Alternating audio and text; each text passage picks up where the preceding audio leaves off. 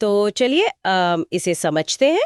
आज के इस गहन अध्ययन में हम एक ऐसे विषय पर बात कर रहे हैं जो किसी भी संगठन की लंबी अवधि की सफलता के लिए एकदम जरूरी है। बिल्कुल। और आज के इस अत्यधिक प्रतिस्पर्धी और गतिशील व्यावसायिक माहौल में ये और भी प्रासंगिक हो जाता है। हाँ, मेरा मतलब है आज कोई भी व्यवसाय केवल किस्मत के भरोसे तो नहीं चल सकता ना। तो सवाल ये है कि सस्टेनेबल बिजनेस ग्रोथ के लिए कोई भी संगठन सही फैसले कैसे ले सकता है। देखिए, अगर हम स्रोत सामग्री को देखें तो इस पूरी रणनीतिक योजना में सबसे व्यावहारिक और व्यापक रूप से उपयोग किया जाने वाला टूल एक ही है, स्वॉट एनालिसिस। स्वॉट एनालिसिस, हाँ, हमने ये नाम बहुत सुना है, लेकिन इसका जो असली रणनीतिक महत्व है वो अक्सर लोग समझ नहीं पाते। ये सिर्फ एक चार्ट नहीं है। बिल्कुल। तो हमारे श्रोताओं के लिए मैं इसका पूरा अर्थ स्पष्ट कर देती हूँ। स्वॉट का मतलब है स्ट्रेंथ्स यानी ताकत या अमजबूत पक्ष, वीकनेसेस मतलब कमजोरियां, अपॉर्चुनिटीज यानी अवसर, और थ्रेट्स मतलब खतरे। सही कहा। और इसे समझने का सबसे आसान तरीका है इसे दो मुख्य श्रेणियों में विभाजित करना। आंतरिक और बाहरी कारक, राइट? एग्जैक्टली। पहला है आंतरिक कारक, जिनमें हमारी ताकत और कमजोरियां आती हैं। देखिए, ये वे चीजें हैं जिन पर किसी संगठन का अपना नियंत्रण होता है। हाँ, मतलब जो कंपनी के अंदर की बातें हैं। हाँ। और दूसरा है बाहरी कारक, यानी अवसर और खतरे। ये वे बाजार की स्थितियां हैं जिनके अनुसार संगठन को खुद को ढालना पड़ता है। तो सबसे पहले ताकत यानी स्ट्रेंथ्स पर थोड़ी विस्तार से बात करते हैं। स्रोत के अनुसार ये वे आंतरिक गुण हैं जो किसी संगठन को प्रतिस्पर्धा में बढ़त दिलाते हैं। बिल्कुल। और इसमें कई अलग अलग पहलू शामिल होते हैं। हाँ, जैसे कि एक मजबूत ब्रांड प्रतिष्ठा। मेरा मतलब है अगर बाजार में आपका नाम अच्छा है तो लोग आप पर भरोसा करते हैं। और सिर्फ नाम ही नहीं, कुशल और अनुभवी कर्मचारी भी एक बहुत बड़ी ताकत होते हैं। सही बात है। स्रोत में इसके अलावा उन्नत तकनीक और बुनियादी ढांचे का भी जिक्र किया गया है। और वित्तीय स्थिरता को तो हम भूल ही नहीं सकते। हाँ, और कुशल संचालन प्रक्रियाएं भी। अगर ऑपरेशन स्मूथ है तो अपने आप एक वफादार ग्राहक आधार बन जाता है। देखिए, इसे एक व्यवहारिक उदाहरण से समझते हैं। मान लीजिए किसी कंपनी के पास बहुत मजबूत रिसर्च एंड डेवलपमेंट यानी R&D क्षमता है, जो कि उनकी आंतरिक ताकत है। बिल्कुल। तो वो कंपनी इस ताकत का इस्तेमाल करके बाजार में खुद को अलग दिखाने के लिए इनोवेशन पर ध्यान केंद्रित कर सकती है और नए इनोवेटिव उत्पाद ला सकती हैं। हाँ, यही वो चीज है जो उन्हें भीड़ से अलग करती है। लेकिन यहाँ बात सच में दिलचस्प हो जाती है, क्योंकि जहाँ ताकत है वहाँ कुछ कमियां भी होंगी। तो अब चर्चा को कमजोरियों यानी वीकनेसेस की ओर मोड़ते हैं। ये बहुत महत्वपूर्ण हिस्सा है। हाँ, क्योंकि स्रोत बताता है कि कमजोरियां वे आंतरिक सीमाएं हैं जो विकास में सीधा बाधा बन सकती हैं। जैसे कि सीमित वित्तीय संसाधन। अगर पैसे की कमी है तो विकास रुक जाता है। और पुरानी तकनीक भी। आज के जमाने में अगर आप आउटडेटेड सिस्टम इस्तेमाल कर रहे हैं तो अब वैसी रेस से बाहर हो जाते हैं। और कमजोर सप्लाई चेन भी एक बड़ी रुकावट है। बिल्कुल। और स्रोत में एक बहुत ही गंभीर पॉइंट उठाया गया है, कर्मचारियों का तेजी से नौकरी छोड़ना, जिसे हम हाई एम्प्लॉई टर्नओवर कहते हैं। हाँ, और इसके साथ ही सीमित बाजार उपस्थिति भी एक बड़ी कमजोरी है। यहाँ जो बात सबसे आकर्षक है वो ये है कि कमजोरियों को मानना कोई हार नहीं है। एग्जैक्टली। यही वो आहा मोमेंट है। कमजोरियों को स्वीकार करना कोई विफलता नहीं है, बल्कि सुधार की दिशा में एक बहुत ही महत्वपूर्ण कदम है। मतलब जब तक बीमारी पता नहीं चलेगी, इलाज कैसे होगा। सही कहा। कमियों को पहचानने से ही कंपनी की दक्षता बढ़ती है और जो परिचालन जोखिम होते हैं ना, वो काफी कम हो जाते हैं। ये तो हो गया कंपनी के अंदर का हाल।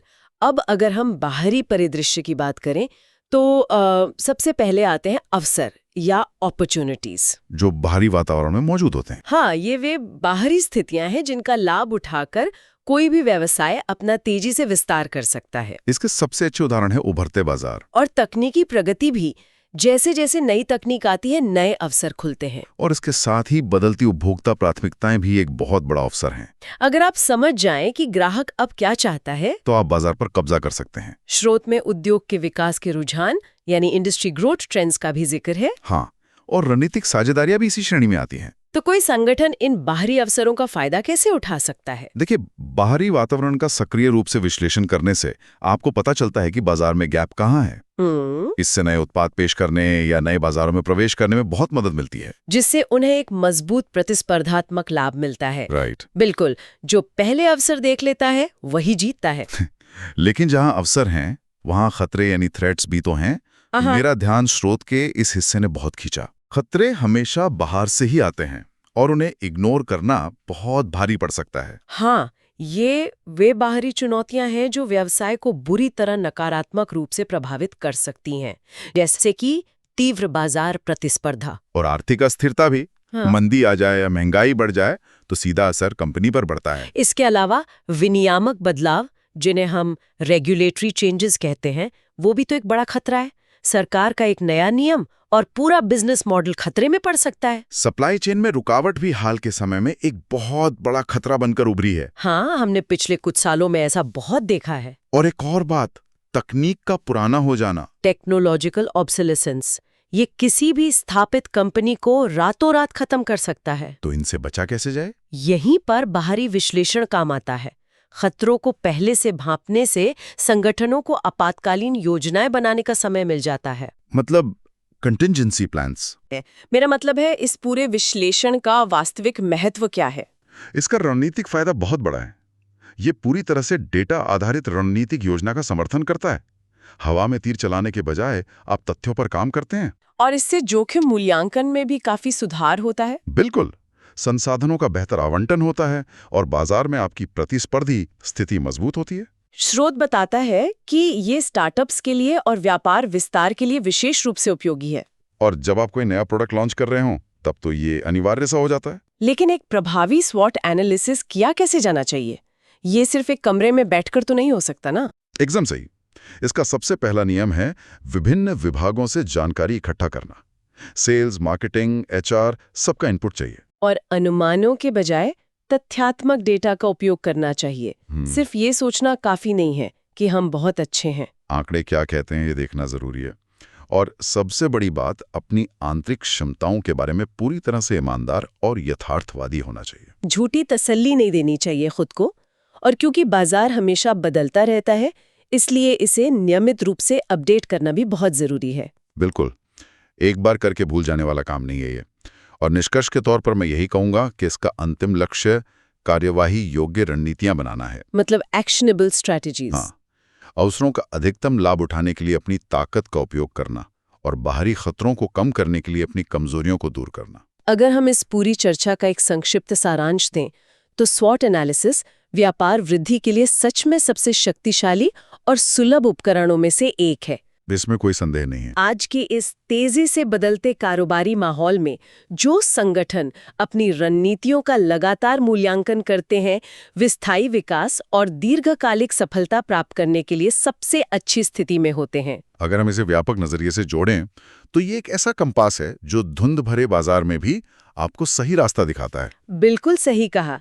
अब अंत में मैं एक ऐसा विचार छोड़ना चाहूंगी जो स्रोत सामग्री से थोड़ा आगे जाता है और सच में सोचने पर मजबूर करता है। वो क्या है? आज के इस दौर में जहां तकनीक रातों रात बदल जाती है, सोचने वाली बात यह है कि किसी कंपनी की सबसे बड़ी ताकत को उसकी सबसे बड़ी कमजोरी बनने में कितना समय लगता है। ये बहुत ही गहरा सवाल है। या फिर कोई शानदार अवसर कब अचानक एक खतरे में तब्दील हो जाए।